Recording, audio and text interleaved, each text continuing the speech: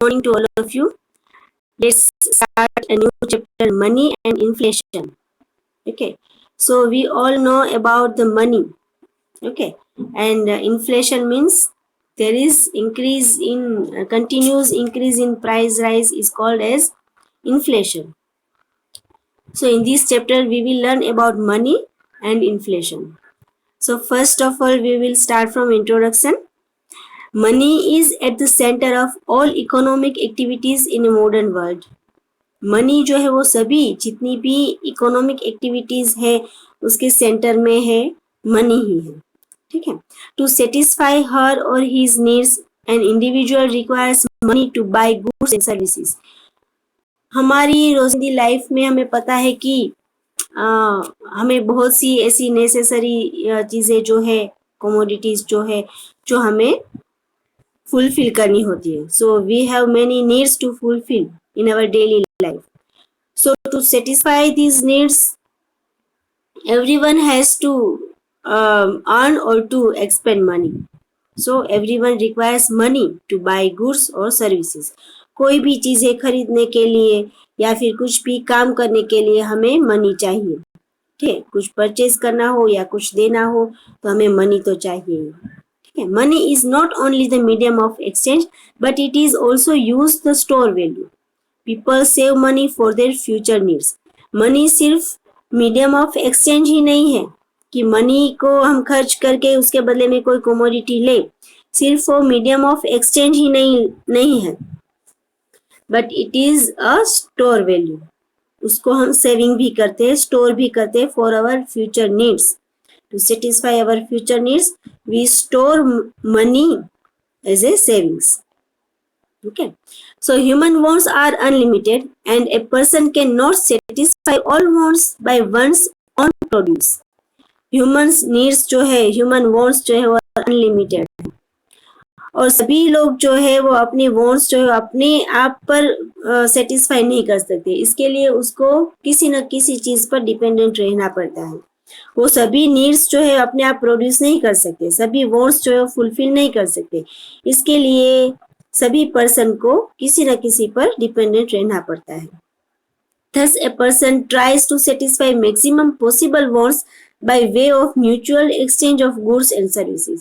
इसलिए वो किसी न किसी तरह से अपनी जो नीड्स है वो सेटिस्फाई करने के लिए मैक्सिमम जो पॉसिबल वेज हैं, पॉसिबल वॉन्ट्स हैं वो सभी थ्रू एक्सचेंज फुलफिल कर सकते हैं. मीन्स कोई भी गुड्स हो उसको थ्रू एक्सचेंज फुलफिल करते हैं. वो खरीदते हैं, उसके बदले में कोई भी गुड्स जो नेसेसरी है उसके लिए वो लेता है. या फिर सर्विस करता है, मतलब कि मनी अर्न करने के लिए वो सर्विस करता है, जॉब करता है. तो वो भी एक इकोनॉमिक एक्टिविटी हुई रिलेटेड टू मनी. अपनी मनी की जो नेसेसिटी है वो फुलफिल करने की वो सर्विस करता है, जॉब करता है. ठीक है. तो किसी न किसी तरह से अपनी गुड्स या सर्विसेज एक्सचेंज करके वो अपनी सेटिस्फाई नीड्स जो है वो सेटिस्फाई कर लेता है. In ancient times human beings used to satisfy their wants by exchanging goods and services among themselves. Such a system of exchange for satisfying wants was called a barter system. जो ancient time में जब money की इतनी value नहीं थी, ठीक है, money की वैल्यू नहीं थी, इसलिए तब ह्यूमन बीइंग्स क्या करता था, वो जो अपने पास कोई गुड्स होती थी, जो अपने प्रोडक्ट प्रोड्यूस की हुई होती है या फिर अपने पास जो भी कोई गुड्स होती थी उसके बदले में उसे जो कोई और गुड्स चाहिए थी उसकी एक्सचेंज कर लेता था. ठीक है. सपोज कि अपने पास वीट है तो वीट के बदले में उसे राइस चाहिए तो वीट देकर वो राइस ले लेता था. ठीक है. तो इस तरह से अपनी कोई भी नीड्स जो है वो फुलफिल कर सकता था, सेटिस्फाई कर सकता था. गुड्स के बदले में गुड्स या फिर सर्विस के बदले में सर्विस. तो इस तरह से अपनी ह्यूमन वांट्स जो है वो फुलफिल करता था. ऐसी सिस्टम जहाँ पे कोई भी अपनी वांट्स जो है वो सेटिस्फाई की जा सकती है, एक्सचेंज कोई भी गुड्स या फिर सर्विस एक्सचेंज कर उसे बार्टर सिस्टम कहते हैं. ठीक है. Such a system of exchange for satisfying wants was called a barter system. ठीक है, उसे बार्टर सिस्टम कहते हैं। ये आपको 1 मार्क्स में भी पूछा जाता है, और बार्टर सिस्टम जो है उसका मीनिंग वो 2 मार्क्स में, 3 मार्क्स में भी पूछी जाती है। Okay, so let's see the meaning of barter system. Barter system is a system of exchange where goods and services are directly exchanged for other goods or services without using a medium of exchange such as money. Barter system क्या है? Barter system यह है कि कोई भी goods और service के बदले डायरेक्टली कोई भी गुड्स और सर्विस एक्सचेंज किया जाए without any medium of exchange. Means कोई भी मीडियम ऑफ एक्सचेंज क्या है? मनी जो है, मनी के रिलेटेड कोई भी एक्सचेंज ना हो और गुड्स और सर्विस एक दूसरे के बदले में वो जब एक्सचेंज करे तब ऐसी सिस्टम को बार्टर सिस्टम कहते हैं। ठीक है, जहाँ पे कोई मनी का यूज नहीं होता है, सिर्फ कोई गुड्स के बदले में गुड्स, कोई कमोडिटी के बदले में कमोडिटी, कोई सर्विस के बदले में सर्विस जब एक्सचेंज हो तब वो बार्टर सिस्टम कहे जाते हैं, without using any money. Okay, now there were some limitations of barter system too. ऐसी बार्टर सिस्टम जहाँ पे की जाती थी वहां पे कुछ लिमिटेशंस भी थी। In the earlier years individuals lived a simple village life, had less needs and carried out agricultural exchange of goods and services, which was sufficient for their sustenance. अभी क्या है कि अर्लियर टाइम्स में, ancient times में लोग जो है वो अपनी सिंपल विलेज लाइफ स्पेंड करते थे। ठीक है, तो उसे ऐसी ज्यादा नीड्स नहीं थी जैसे कि आज हमारी नीड्स हैं। जैसे कि बाइक चाहिए, कार चाहिए, ऐसी नीड्स नहीं थी हमें।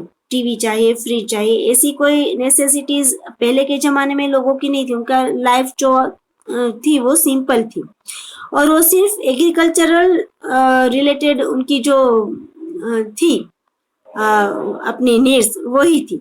मीन्स सिर्फ खाना पीना यही था। तो ऐसी कोई हाई फाई उनकी जो नेसेसिटीज है वो नहीं थी। सो उसके लिए वो क्या करता था? गुड्स के बदले में गुड्स एक्सचेंज कर लेता था, सर्विस के बदले में सर्विस एक्सचेंज कर लेता था, और उसके लिए जो उनको अपने वांट्स जो है फुलफिल करने के सफिशिएंट सर्विसेज और गुड्स जो है वो मिल जाती थी। अपने आप को सिर्फ सस्टेन करने के लिए, अपनी लाइफ स्पेंड करने के लिए उनको जो बेसिक नीड्स थे उनकी वो उन्हें मिल जाती थी, वो फुलफिल कर सकते थे। For example, a farmer cultivating wheat would store the required stock and would exchange the remaining wheat to get rice, clothes or shoes. For example, किसी फार्मर अपने फार्म में व्हीट जो है वो कल्टीवेट करता है, सिर्फ व्हीट ही कल्टीवेट करता है। अभी उसके जो अपने आप को, अपनी लाइफ या अपनी फैमिली की लाइफ को सस्टेन करने के लिए जितना व्हीट चाहिए उतना व्हीट वो बचा के रखेगा, और रिमेनिंग जो व्हीट है, जो एक्स्ट्रा व्हीट है, उसके बदले में वो व्हीट किसी और को देकर उसके बदले में वो राइस लेगा, क्लोथ्स लेगा या फिर शूज लेगा। तो ये भी अपनी बेसिक नीड्स जो है वो सेटिस्फाई करने के लिए सिर्फ वो व्हीट को ही एक्सचेंज करेगा। ठीक है, कोई पैसे नहीं देने होंगे उसे, सिर्फ व्हीट के बदले में वो राइस, क्लोथ्स या फिर शूज, ये सभी बेसिक नेसेसिटीज जो है वो फुलफिल करेगा। Similarly, the shoemaker would get clothes and food by exchanging the shoes he made. इसी तरह से शूज मेकर जो है वो अपनी और कोई नेसेसिटीज फुलफिल करने के लिए क्या करेगा? शूज देगा और बदले में फूड, घी, क्लोथ्स ये सब लेगा। ठीक है, teachers use to get food in exchange for knowledge and the artist would be patronise for their entertaining art. Teachers भी क्या करेंगे तब? टीचर्स भी अपनी फूड जो है उसकी नीड्स सेटिस्फाई करने के लिए वो अपनी सर्विस देगा, मीन्स नॉलेज देगा, जॉब करेगा, कहाँ कहीं पे भी अपना टीचिंग करेगा। ठीक है, उसके बदले में उसे फूड मिलेगा। और फिर कोई भी आर्टिस्ट है वो अपना आर्ट से सभी को एंटरटेन करके अपनी आर्ट से वो पैसे कमाएगा। ठीक है, तो उसके बदले में अपनी ह्यूमन नीड्स जो है वो फुलफिल कर लेगा। Increasing population and socio-economic development resulted in an increase in change in demands, making them more specific. कोई भी हमारी सोसाइटी में मीन्स पॉपुलेशन इंक्रीज जब होती है तब उसका डेवलपमेंट होता है, तब क्या होता है, अपनी सभी की लोगों की जो नीड्स है वो इंक्रीज होती रही है। ठीक है, अपनी नीड्स भी इंक्रीज होगी, जैसे जैसे पॉपुलेशन होगी, सोशो इकोनॉमिक डेवलपमेंट होगा, तो अपनी जो नीड्स है वो भी इंक्रीज होती रहेगी। और उससे क्या होगा कि धीरे धीरे अपनी डिमांड्स जो है वो भी इंक्रीज होने लगी।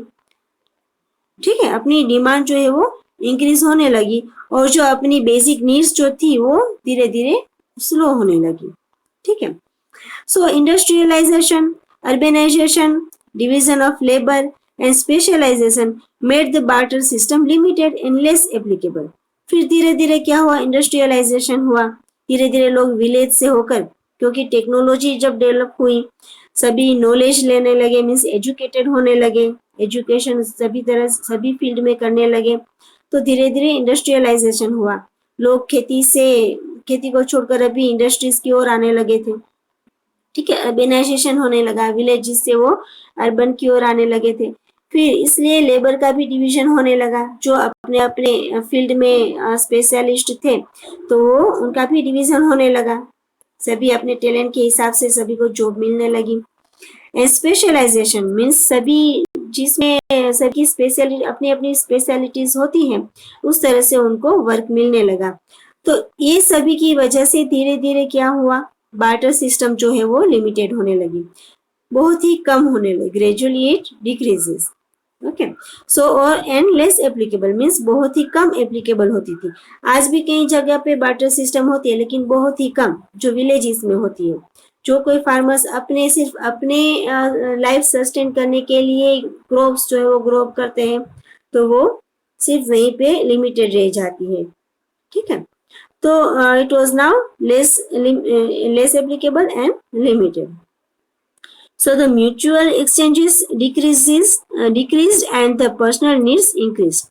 इसलिए क्या हो, जो ये म्यूचुअल एक्सचेंजेस थी, जो आपस में एक्सचेंज करते थे गुड्स और ये सभी सर्विसेज, वो सभी अभी लिमिटेड होने लगी, डिक्रीज होने लगी, और उसके बदले में अपनी पर्सनल नीड्स जो है वो ज्यादा इंक्रीज होने लगी। ठीक है, सभी अभी बार्टर सिस्टम को छोड़कर पर्सनल नीड्स सेटिस्फाई करने के लिए एफर्ट्स करते थे। Okay, so the prominent limitations of barter systems are, अभी इस बार्टर सिस्टम्स में भी बहुत ही लिमिटेशंस हैं, देखते हैं वो क्या है। Okay, first, problem of mutual adjustment of wants. Okay, जो अपनी अपनी जो वॉन्ट्स है उसको, और दूसरी जो वॉन्ट्स हमें जहाँ पे फुलफिल करनी है एक्सचेंज करने में, उस दोनों में एडजस्टमेंट नहीं हो सकता है, मीन्स उसमें भी कई बार ऐसी प्रॉब्लम्स आती हैं। ठीक है, तो वो क्या है देखते हैं हम। With socio economic development the needs of human beings increased and so the economic structure which was simpler in earlier times become more complicated. जो नीड्स जो हमारी है, जैसे कि इकोनॉमिक और सोशल डेवलपमेंट होने लगा, उसके साथ साथ ह्यूमन नीड्स जो है वो भी इंक्रीज होने लगी। इसलिए अभी इकोनॉमी जो है वो सिंपल से अभी क्या होने लगी, इट बिकम मोर कॉम्प्लिकेटेड, ज्यादा से ज्यादा कॉम्प्लिकेटेड होने लगी। Now those who had rice to exchange for wheat did not need wheat but clothes under barter. अभी जो बार्टर सिस्टम अपनाता था उसको अभी व्हीट के बदले में राइस नहीं चाहिए, व्हीट के बदले में क्लोथ्स चाहिए, तो फिर वो अपनी नीड्स कैसे सेटिस्फाई कर सकेगा। While on other hand, one who had clothes did not want rice but wanted ghee in exchange for their clothes. अब जहाँ से क्लोथ्स चाहिए था उनको अभी राइस नहीं चाहिए था, उनको क्लोथ्स चाहिए था, तो ये चेन जो है वो वहीं टूट जाएगी। Thus there was a difficulty in establishing a need for each other's goods or services to make the barter system possible, making it a challenge to establish a barter between indivisible and divisible goods. अब ये जो barter system है वो इस तरह की जो उनकी पूरी चेन होती है वो टूट जाएगी, इसलिए जो किसी न किसी की नीड्स जो है वो कहीं ना कहीं सेटिस्फाई नहीं होगी। ठीक है, इसलिए ये बार्टर सिस्टम जो है वो पॉसिबल नहीं थी, क्योंकि जैसे जैसे हमारी ह्यूमन नीड्स जो है वो इंक्रीज होती रही, ये बार्टर सिस्टम भी पॉसिबल नहीं हुई।